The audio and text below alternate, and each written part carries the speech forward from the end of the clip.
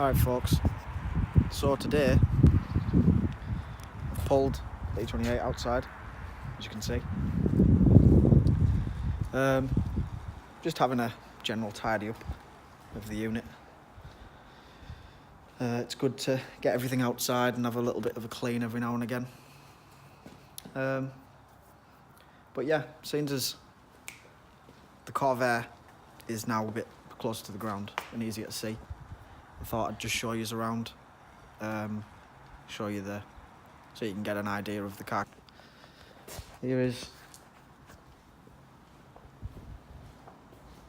the 1962 Chevy. Obviously California patina right there. It's all just cracked paint and surface rust.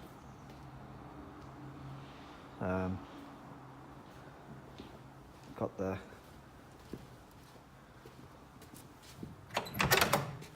inside. See it a bit better now in the daylight. Love that steering wheel. So nice. I like the red dash as well.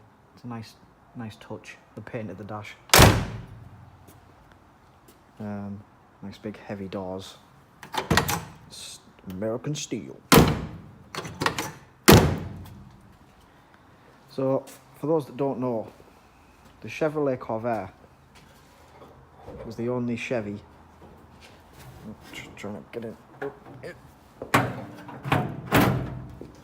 2 seconds. Yeah, for those that don't know, the Chevy, well, specifically the Corvair, has the engine in the back. And if you can, I don't know if you can tell, but this is a flat 6 boxer engine. So it's essentially a Volkswagen, but badged as a Chevy. Very leaky engines. It's a very leaky boy. But this runs pretty good when it runs. I'd started up, but I haven't. Needs an oil change and want to put some new spark plugs in it and stuff. It's got the automatic Power Glide transmission, which isn't too bad. It's got a bit of a delay, but that's probably down to lack of fluid in the system, I imagine. As it goes in, it does go into gears. It just takes a while to engage. That's all. So yeah, you've got the more patina on the roof. The car was actually shipped from California to the UK in 2016. Obviously that's American, so that's the day and that's the month. But this is it's never been on the road, it's never been registered, so that's the original markings from the shipyard when it was in transit.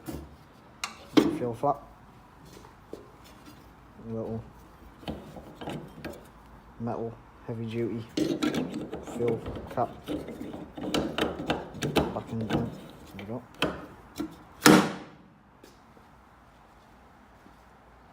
Obviously, this is the boot.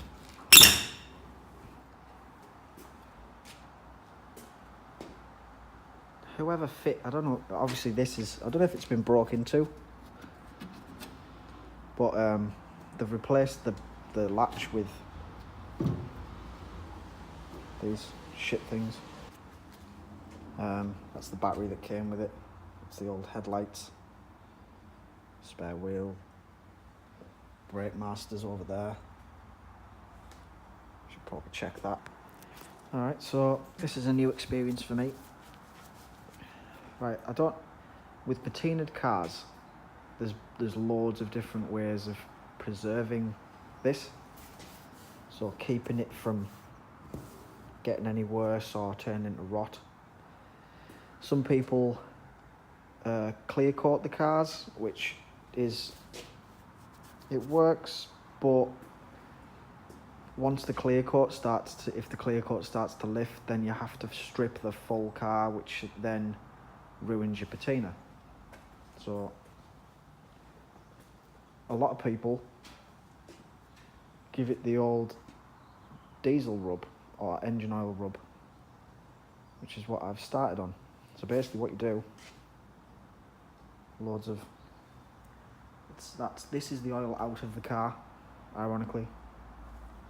So get an old rag, give it a dip, and then simply rub over the rusty areas. In this case, the full top half of the car. Rub it in, spread it out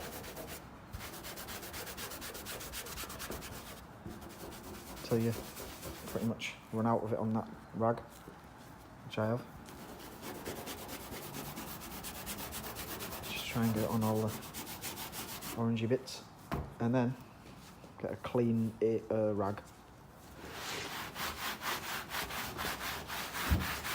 and wipe off the excess. So the oil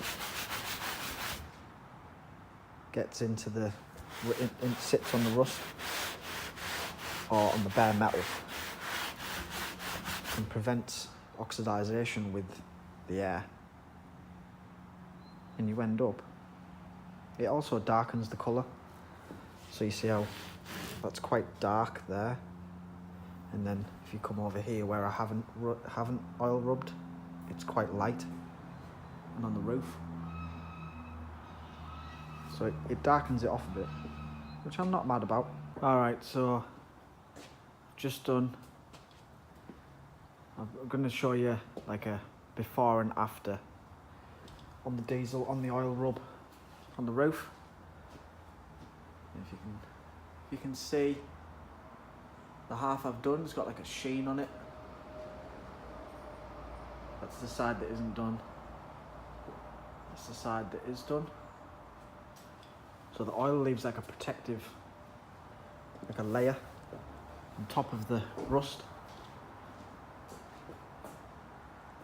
which stops water from sitting on the rust and oxidizing and rotting your car. So you can see how dry this is,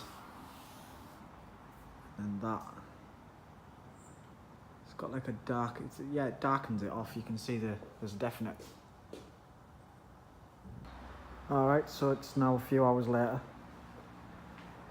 Diesel rubbed the whole, oil rubbed the full car. You can probably tell it's a bit darker. If you look at the roof, you can definitely see like a shine on the roof. And on the bonnet a bit. But yeah, it's just to prevent the rust getting any worse, basically. And it also makes it look a bit less orange. So yeah, not your conventional thing to do to a car, rub it in oil, but is what it is. It's part of owning a patinaed car. I need to get some nice wheels back on this, man. Look at these 15s with like not very big tyres, far too small, and the offsets are. So yeah, if you or you know anybody with some BMW like 5x120 basically split wheels, 18s or 17s, hit me up, because I'm on the lookout. So I think I'm going to try and go for something a bit more stancy boy, fill those arches out.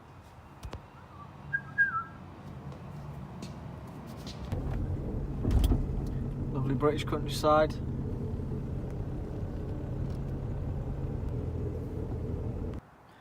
Alright guys, so we're back at the unit. Went and got some dinner and then came back. Don't really want to do any fabrication today, so I think we're gonna spend some time on the BM. It's got this engine bay is disgusting, so I need to clean all this up but I've noticed since the Worthersea trip, I've got a lot of there's a lot of oil residue all over the valve cover. So what I'm going to do today is I'm going to pull the valve cover or the rocker cover, whatever. Have a look inside, see what the head's like. I mean, the run's fine, so I can't see there being an issue, but we'll take it off, have a look, probably do the valves, like just adjust the lash on the valves, put a fresh gasket back on, and yeah, after that I think we'll have a good clean, because this is like from driving 3,000 miles to Austria and back. And in Austria there was I think a lot of this is pollen, because there was a lot of pollen in the air in Austria, so I think that's probably what a lot of it is, but even so, needs sorting out. So yeah, to remove the valve cover on these cars, on the M20, it's literally, you've got the bolts, little 10 mils around the multiple places around the rocker cover, and then there's this little bracket which is like a support bracket for your inlet plenum, and then it's just a matter of popping this off and having a look.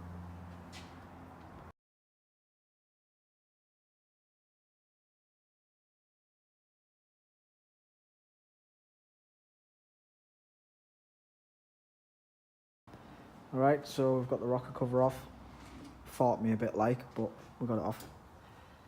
And I'm pretty happy with how clean it is in there. I wouldn't say that was bad at all for 170,000 miles and 30 years old. Pretty happy with that.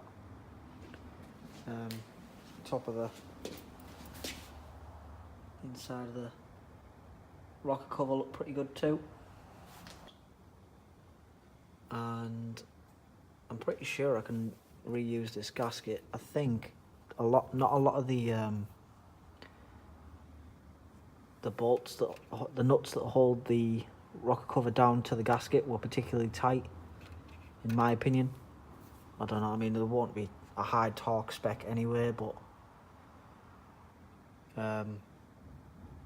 I'll see, I'll clean it up and put it back together and see if we can stop it from leaking by just tightening it down. So we've got the rocker cover on the bench. As you can see, it's a grubby boy. Loads of it's like just oily, dirty residue, really. So we're going to give it a good cleaning with this stuff. Proper degreaser. Just dear that, like £7 that for this little, for a bottle of WD-40. So we'll clean it up, and then I'm thinking I might try and brush it using this wire wheel adapter for a drill, and just like try that and see if we can get it to shine up a bit better, because these look cool when they're shiny. So yeah, here's a little time lapse.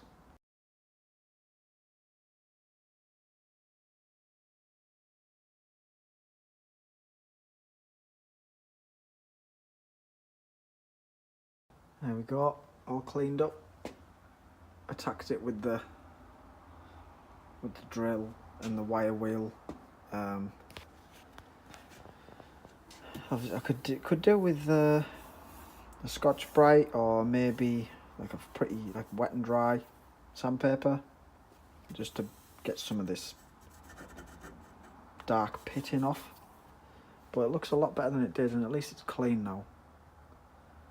I don't want to put too much effort into this engine because I don't know how long it'll be in the car. So, alright folks, well I think that's going to be a wrap on today's video. Hope you've enjoyed seeing me wipe my car down with oil, as you do. And yeah, we've made a start on giving the engine of the E28 a little refresh. So yeah, hopefully be another video up soon, and stay tuned.